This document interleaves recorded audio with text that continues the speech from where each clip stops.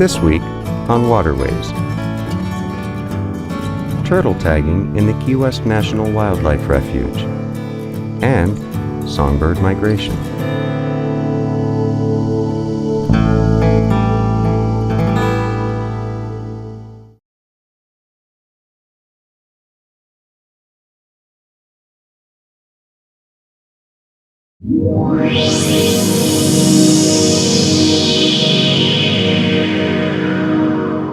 Many plant and animal species found in South Florida and the Florida Keys are millions of years old. Sharks, for example, have not changed significantly in over 100 million years. Or sea turtles, who 80 million years ago navigated the ocean realms while dinosaurs lurked nearby. As a group, turtles are probably the least modified reptiles. That is, they're the most primitive. If you were to look around at what you would see 80 million years ago, you would see turtles that looked a whole lot like the turtles of today. The fact that sea turtles could survive millions of years without facing extinction is a testament to their resilience and adaptability. No environmental factors in 80 million years could disrupt the sea turtle's harmonious existence, until now. Historical accounts indicate that sea turtles were prolific in the New World when Columbus arrived in 1492. For green turtles, estimates of population sizes range from 60 to 600 million in pre-Columbus times to about 60,000 today. The problem is that today it is unclear how many sea turtles still remain. In fact, scientists know next to nothing about sea turtles. Enter Mike Brissett from the nonprofit company In-Water Research Group, Blair Witherington from the Florida Fish and Wildlife Conservation Commission, and Dean Bagley from the University of Central Florida. These three, with a group of volunteers, have recently undertaken a new study. The way the whole project started was Tom Wilmers from U.S. Fish and Wildlife was very interested in finding out what was going on with sea turtles in the Key West National Wildlife Refuge. He contacted us because he knew we were good at catching sea turtles. We do it up in the Indian River Lagoon, and we also have a nonprofit organization that we just started to do this kind of work.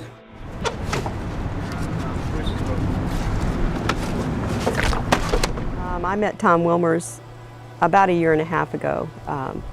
He was introduced to me, and he apparently had found money to have a turtle project in the Key West National Wildlife Refuge, but he hadn't been able to find anyone to do that work yet. We're interested in turtles, we're curious about turtles, we want to know as much as we can know about turtles, and it gave us another developmental habitat that we could learn about juvenile turtles. So Tom asked us basically to find out in the Key West National Wildlife Refuge what kind of basic questions about sea turtles. What kind of sea turtles do we have there? What kind of numbers do we have? Size frequencies, sex ratios.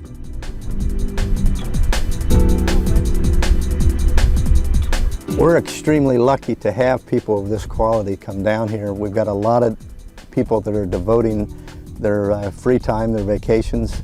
A couple are paid, but most of them aren't. And I guess we've had as many as 12 individuals involved in this project already.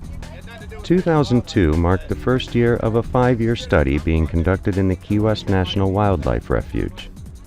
The refuge encompasses an area 2 miles off Key West, all the way to the Marquesas, 22 miles west of Key West. Everybody's excited about this area down here. The whole turtle community throughout the country has always wanted to know more about the Marquesas, for example, because we've had so many satellite turtles come in here relative to how many have been tagged. And we knew virtually nothing about turtles down here except how many nested, and that's really a small component of the importance of this area. You're looking at a huge area, and to find turtles, when you're scanning the horizon on your boat and looking for sea turtles, there's so much water to cover that it requires a huge effort, because it's like looking for something the size of your doormat swimming on the bottom, and it looks like the bottom, and you have to be really good at picking that out. Mike uses 2 boats with 2 different teams to maximize his efforts. When a turtle is spotted, the team springs into action. Right in front of us! It's going! Slow down, slow down! We just went over it! Oh! Slow down!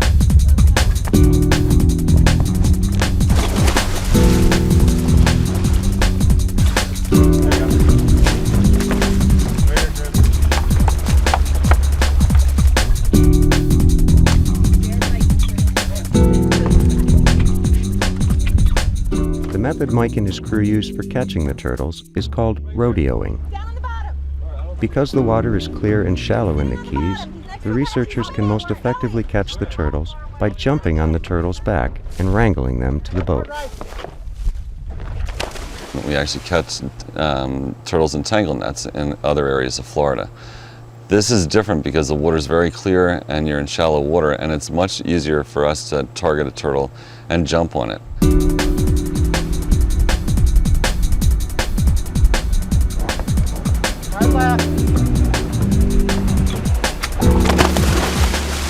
We tried catching turtles with nets. They filled with grass and the currents were too strong. We tried catching turtles a number of other ways, but this hand capture technique seemed to work the best. You see the turtle, you position the boat, you put a diver in the water, you catch the turtle, you bring it into the boat. It was a very good technique.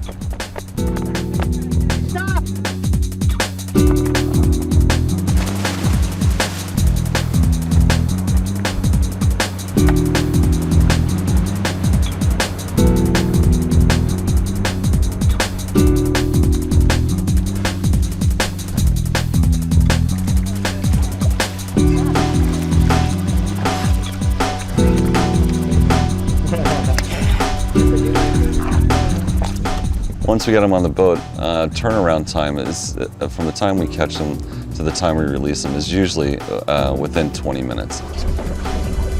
32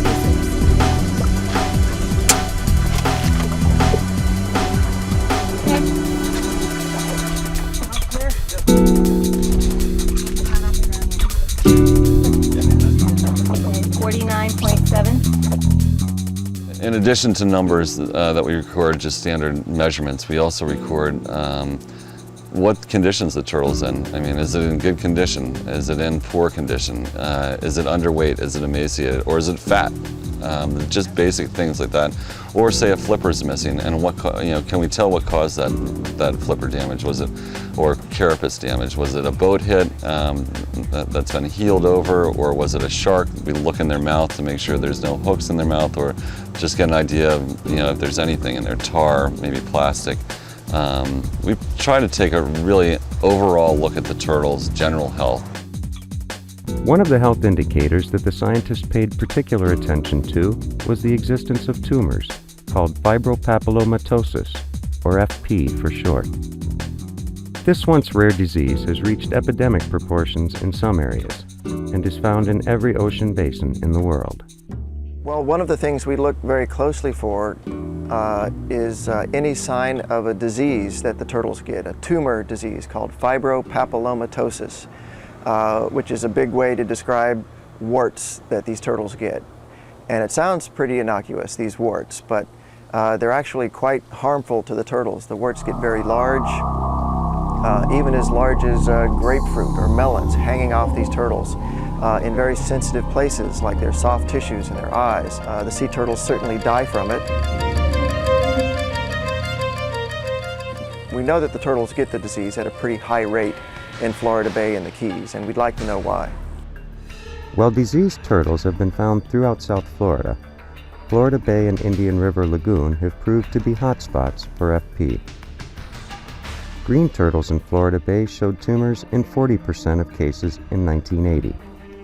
This number grew to 70% in 1990. Luckily, these loggerheads show no signs of the disease. With each turtle weighed, measured, and visually checked, blood is drawn from the turtle so that lab work can later be done. The blood can tell volumes about the turtle's health and behavior. When we have these samples run for DNA genetics analysis, what we expect to find out is what they call a haplotype. It helps us better understand where these turtles might have originated, what beach they hatched from. A very important aspect of the study is being able to re-identify the turtles that we encounter. And it's more difficult than you think to put a mark on a sea turtle that will persist for years and years and years during the time you'd like to learn something about the turtle. One tag that has been used for decades is the metal Inconel flipper tag. That's a very good technique, but those tags do fall off every once in a while. The other tag used was injected underneath the turtle's skin, and it is a PIT tag, a passive integrated transponder, a little tag size of a grain of rice that is a transponder encapsulated in glass and injected underneath the skin of the turtle. And in theory, it will stay in for the life of the turtle. We're going to put a number on this turtle because we've already worked it up.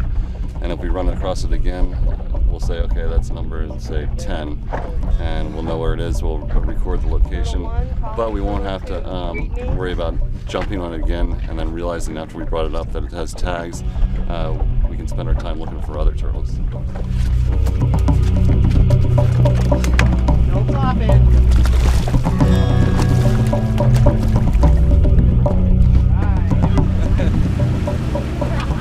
As Mike and his team sometimes search for hours without finding any turtles, it can be discouraging to think of the reports from Columbus's times. While overt greed killed the turtles years ago, habitat destruction may finally wipe out the rest of these beautiful creatures.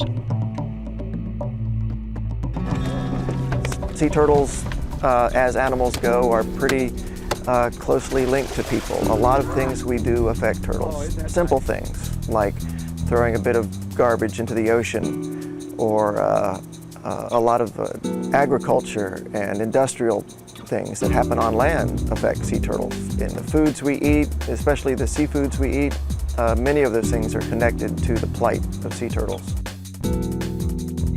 There are plenty of opportunities for the average citizen to protect sea turtles. The type of fish you eat and how it is caught can influence sea turtle populations that can die by being drowned in fishing nets. Or, if you have a house on the beach, you must make sure that your outdoor lights are off during nesting season because hatchlings can get confused and often lose their way. It is hard for many people to understand the importance of sea turtles if they don't feel like they have an immediate use for them. But losing these turtles may be an early indication of a vast disturbance in our marine world.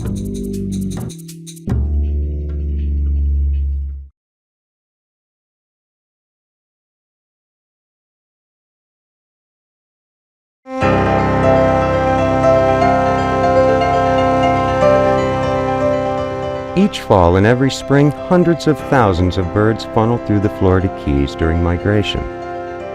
While migrating raptors can glide on the thermals created by the sun's heating of the earth, smaller birds, like songbirds, must ceaselessly flutter their tiny wings to get to their destination. While it is widely accepted that migrant songbird populations are in decline, most of the focus has been on the loss of the birds' breeding or wintering grounds. However, the effect of losing migratory habitat should not be overlooked. Preserving the places that songbirds stop over to rest and refuel is essential to the conservation of many migratory species. Songbirds mostly use fat as a fuel for migratory flight because it's a relatively lightweight, high-energy source. So, but they also store a little bit of energy in bulking up their flight muscle. If they use all their fat, then they'll start to catabolize some of the muscle and use that as fuel. When they run out of fat and they run out of muscle, then they're in trouble. They have to stop and they have to refuel by stopping over, as it's called, hanging out in a habitat like this hardwood hammock for several days to regain enough condition to continue their flight. Casey Lott is in charge of a recent study that will provide baseline data quantifying habitat use by migrant songbirds in the Keys. He has assembled a team that examines songbirds' diet and their ability to gain fat to fuel migratory flights. This information will help formulate conservation strategies for the land managers. Some of our information in this study may help to prioritize future purchases of areas that are better habitat quality for migratory birds than others. That's something we're trying to assess. What is a good stopover habitat for migratory birds in tropical hardwood hammock? The team has established a temporary banding station in a hardwood hammock in the Upper Keys.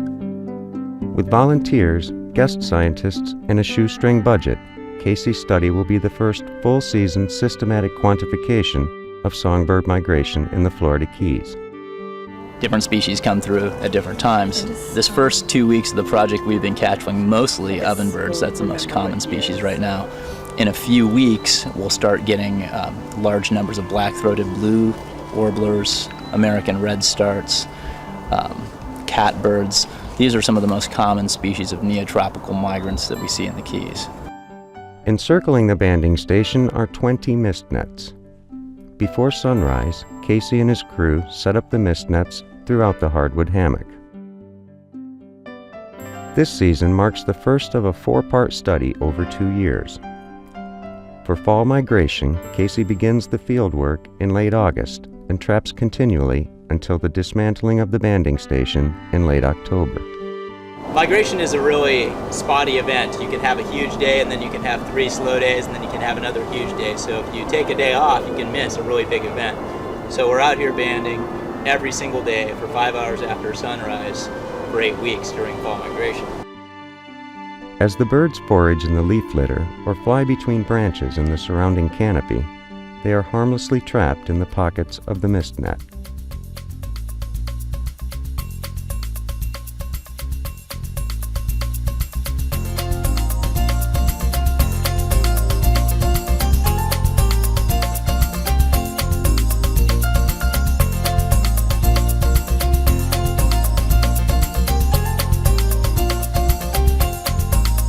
Et voila.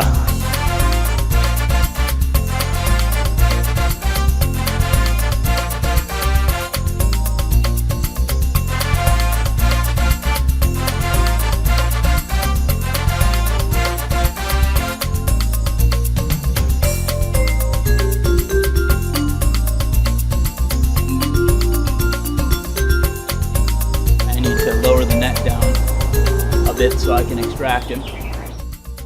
Every 30 minutes, the nets are checked for trapped birds.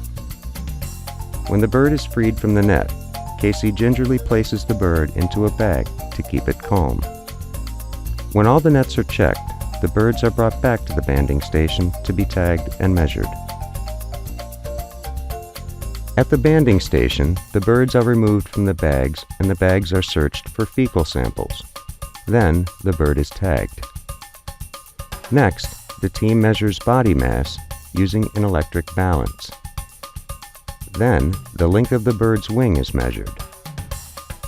Later, when the data is examined, the bird's weight can be correlated with their wing size and total length.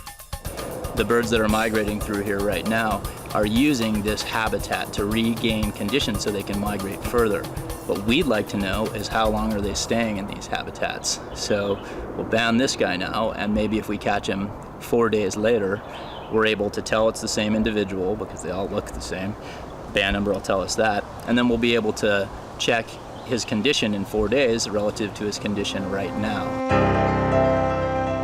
Some birds, like songbirds, spend as many as 2 to 4 months a year along their migration routes. Some travel from as far as northern Canada south to Brazil. The Florida Keys present the birds a last chance to bulk up before crossing the ocean. Thus, there must be an adequate food source in the Keys. You can see real well through the feathers. You can see the flight muscle, you can see where it stores fat, and we're able to assess the energetic condition of the migrants, each one that we catch, relatively easily. Because of the teamwork and diligence, the birds are most often tagged measured, and released within 30 minutes. The team tags an average of 15 to 20 birds per day, but some days the team can see 3 times as many. This fall's biggest day was 95 birds banded in 6 hours. In addition to the myriad of data collected on trapped birds, Casey collects field observations of free birds foraging in the hardwood hammock. By relaying the bird's behavior and use of habitat into a small tape recorder, Casey can later make notes about which species are seen in which trees and how they are utilizing the resources. This information nicely complements the data on trapped birds. We get a lot of information from doing foraging observations on individual birds. We can tell the rate at which they're foraging in the forest, so the number of attacks they make on prey items per minute is a good indicator of how much food is available to them here. We can tell if they're eating insects or fruit and in what proportions, and we can tell if there's any tree species that they prefer. Determining the diet of these migrating songbirds is essential to future land conservation strategies. However, observation is not the only way to discover what these birds are eating. To some people, this may be bird poop. To me, it's valuable information. Later, we'll take this back to the lab and poke through it underneath a dissecting scope, and this will, when you magnify this 100 times, you'll be able to see small little fragments of insects that have passed through the digestive tract of the birds, and we're able to categorize their diet. In addition to examining fecal samples, Casey takes biweekly branch clippings and leaf litter samples. Later, at Audubon's Tavernier Science Center, Casey examines the samples taken at the hardwood hammock. So it would take forever, and it might be impossible for us to pick through this sample and find all the bugs. Thankfully, we have this high-tech device called a Berlese funnel. This is a jar with alcohol in it, a sample jar. I'm going to put it inside this bucket. And then I just have this clamp lamp that's been turned into a funnel. Pour our leaf litter into it. Cover it up. And turn on the light. So after 24 hours, you can come in, turn off the funnel. Inside, this litter is all dried out. Move it off to the side. And all the bugs that were once in here are now in the sample jar. While the work undertaken by Casey Lott and his staff may seem daunting, it is necessary when considering the pressures being placed upon the last remnants of hardwood hammocks left in the Florida Keys. Their study can be used to determine the most beneficial habitat for migrating songbirds. If these birds only encounter strip malls, billboards, and vacation homes during their migration, it will not matter how well their wintering grounds are preserved. Like gas stations on a road trip, these birds must have a place to stop and refuel if they are to survive their journey.